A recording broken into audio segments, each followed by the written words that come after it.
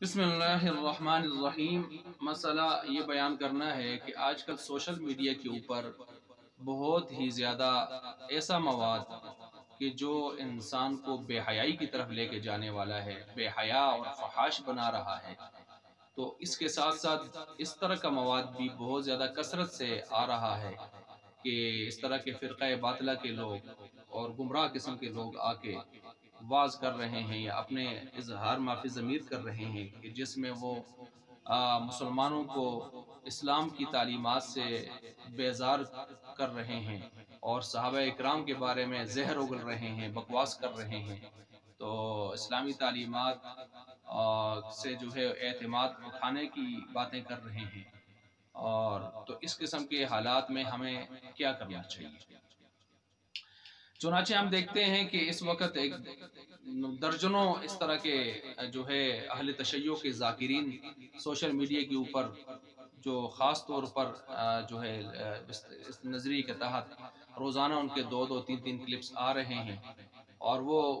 बहस कर रहे होते हैं सहाबा पर और कोई ना कोई इख्तिलाफी मसला उठा के सहाबा पर वो बकवास कर रहे होते हैं, मुसलमानों की सुन्नियत की तारीख़ को दागदार करने की कोशिश कर रहे होते हैं और मुसलमान उनको खूब सुनता है। फिर उसके अलावा कुछ सुन्नियत के लिबादा ओढ़ कर जो है मसलन इंजीनियर मोहम्मद अली मिर्ज़ा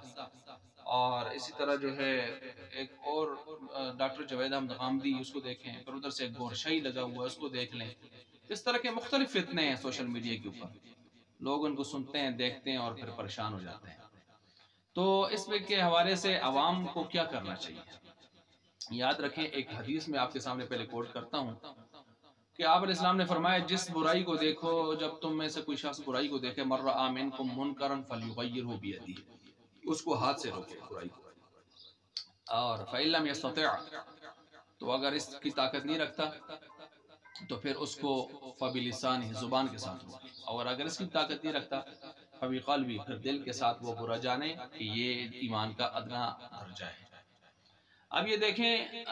हाथ के साथ रोकना किसकी जिम्मेदारी है? इस हदीस की बहुत सारी तशरीहात है, मैं सिर्फ एक तशरीह कर रहा हूँ।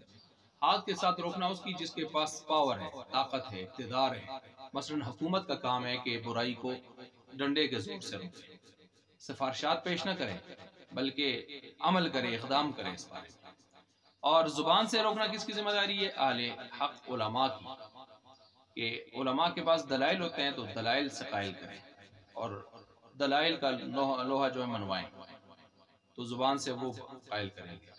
और पीछे रहेगी अवाम, अवाम के पास न ताकत है, न ज़ोर और न ही उनके पास दलाइल की क़ुव्वत है। तो अब वो क्या करें? तो वो दिल में बुरा जाने और दिल में बुरा जानते हुए किनारा कशी रखें ऐसे लोगों से, ऐसी चीज़ों से कि जो उनको फितनों में डाल सकती है। इस हदीस में ये इस तरफ इशारा दे दिया गया। लिहाजा इस किस्म के बयानात सुनना, उसके करीब जाना, जब आदमी उनको रोक न सके बकवास करने से, जो हाथ से और ज़ुबान से भी कोई जो है दलाइल की क़ुव्वत उसके पास ना हो, तो फिर उनको सुनना इसके लिए कतई जायज़ नहीं है, बल्कि उनसे बेजार रहे, दूर रहे, दिल में उनके लिए उनके बातिल जो अक़ायद व नज़रियात हैं उससे नफ़रत रखें। ये लाज़िम है, इस हदीस से पता चल रहा है। इसी तरह कुरान करीम की आयत अगर हम देखें, वक़द नज़्ज़ल अलैकुम फ़िल किताबि अन इज़ा समिअतुम आयातिल्लाहि युकफ़रु बिहा व युस्तहज़अु बिहा फ़ला तक़उदू मअहुम हत्ता यख़ूदू फ़ी हदीथिन ग़ैरिही,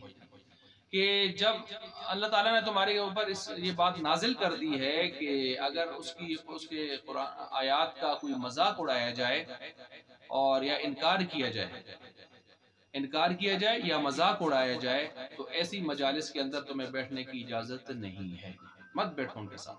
और अगर उस वक़्त भी उनके साथ बैठोगे तो तुम इन्नकुम इदम मिथलुहुम, तुम उनके साथ ही हो जाओगे, उन जैसे ही हो जाओगे।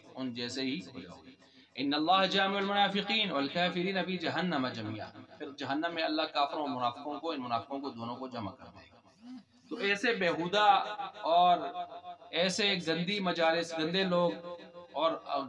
बातिल अक़ायद के हामिल लोग, उनके पास बैठना, उनकी मजालिस अटेंड करना ये जायज़ नहीं है, वगरना उनकी तरह हो जाओगे और फिर मुनाफिक बनकर उन काफिरों के साथ ही तुम्हारा हशर जहन्नम में होगा।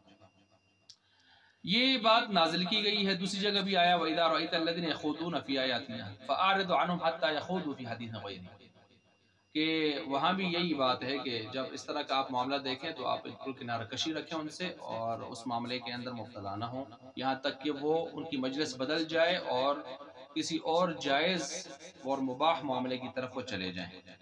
تو اس آیت کے تحت مفسرین نے یہ بات لکھی ہے کہ اگر کوئی فرقہ باطلہ اپنی تبلیغ کر رہا ہے، اس کا جو ہے لٹریچر ہے،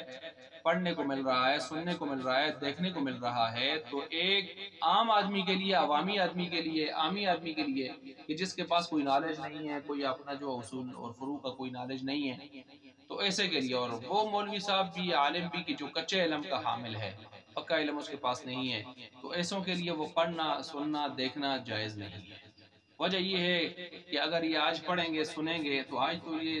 اوپرا اوپرا ان کو لگے گا، اور آج استغفار بھی پڑھ لیں گے، تو کل دوبارہ جب سنیں گے تو استغفار بھی بھول جائیں گے یہ، اور پرسوں جب سنیں گے تو کہیں گے بھائی یہ بھی تو قرآن کی آیتیں پڑھ رہے ہیں، آخر کوئی مسئلہ تو ہے نا، اور اتنی بڑی تعداد بھی ان کی ہے، تو لہٰذا شک میں پڑ جائے گا، اور جب شک میں پڑے گا تو آگے پھر ضلالت میں، گمراہی میں جائے گا، اور جب گمراہی میں جائے گا تو اس کے بعد جو ہے آگے پھر گمراہ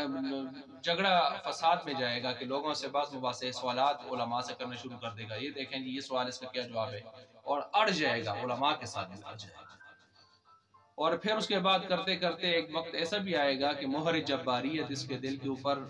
مہر لگ جائے گی گمراہی کی، پھر اس کو سفید سیاہ اور سیاہ سفید نظر آئے گا، باطل حق اور حق اور حق کیا ہے باطل نظر آئے گا۔ تو لہٰذا وہاں تک پہنچنے سے پہلے پہلے یہ کون سی سیڑھی، کون سی کڑی پہلے آئی تھی، وہ یہی تھی کہ اس نے باطل کا لٹریچر پڑھا اور سنا تھا، اور اس کے قریب گیا تھا، حالانکہ اس کے پاس اس کا کوئی نالج اور کوئی دلائل اس کے پاس موجود نہیں تھے۔ تو لہٰذا قرآن کی ان آیات کی روشنی میں، اور وہ حدیث جو میں نے آپ کے سامنے رکھی اس کی روشنی میں بھی عام آدمی کو باطل فرقوں کا لٹریچر پڑھنا، سننا، دیکھنا جائز نہیں ہے۔ اللہ تبارک و تعالی ہمیں اس حقیقت کو سمجھ کر عمل کرنے کی توفیق عطا فرمائے۔